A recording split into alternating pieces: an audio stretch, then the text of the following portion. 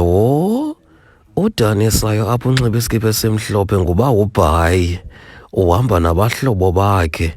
Lo mfana unxiba iskipa esiblue, igama lakhe nguBhutlizo. Ukanti omnye umfana lo ebengeneno, elakhe igama kuthiwa nguBhuti Masizole. Lo bhuti umphakamisileyo yena, elakhe igama kuthiwa nguTari. Ngawubhuti balapha kwindawo yaseMpozolo, kuGatyane kweliphondo leMpuma Kapa.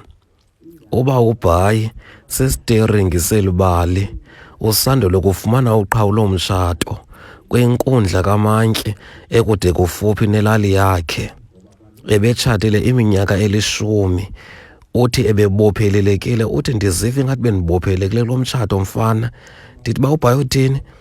Uthi babe kungokwam bendinokuthi abafana basasubuya entabeni mabangabi saya emtshatweni.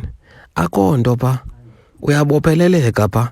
Izinto othanda uzenza awukwazi uzenza. Uyandibona ngondisesirhoxweni, ndizonwabele nabahlobo bam, akho mntu ondibuza uba ndibuya nini, nditye ntoni kwatsha kwacima.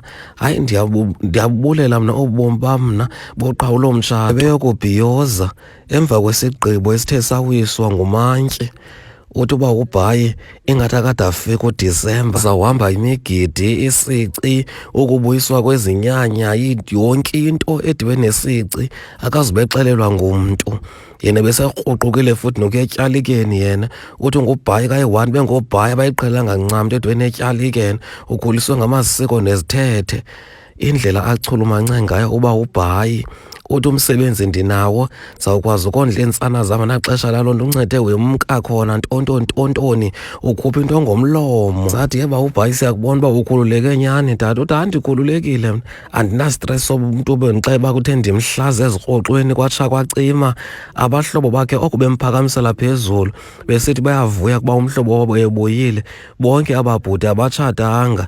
Oobhuti ababini apha kule gruphu katata uBhayi sele nabo besuka emtshatweni, baba neshwangusho lokufumana uqhawulo-mtshato.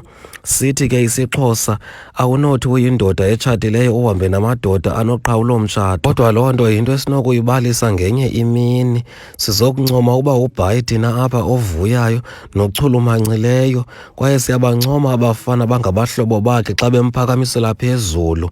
Sithemba ukuba nabantu baseMpozolo bamothulela iminqwazi yabo utata uBhayi emva koqhawulo-mtshato. Iindaba ze-CNBC kuChannel 841, elam igama ndinguNosiqhamnqura Teningada, ndiseMpozolo kuGatyane kweliphondo leMpuma Kapa. Ndizokuncoma uBawo Bhayi.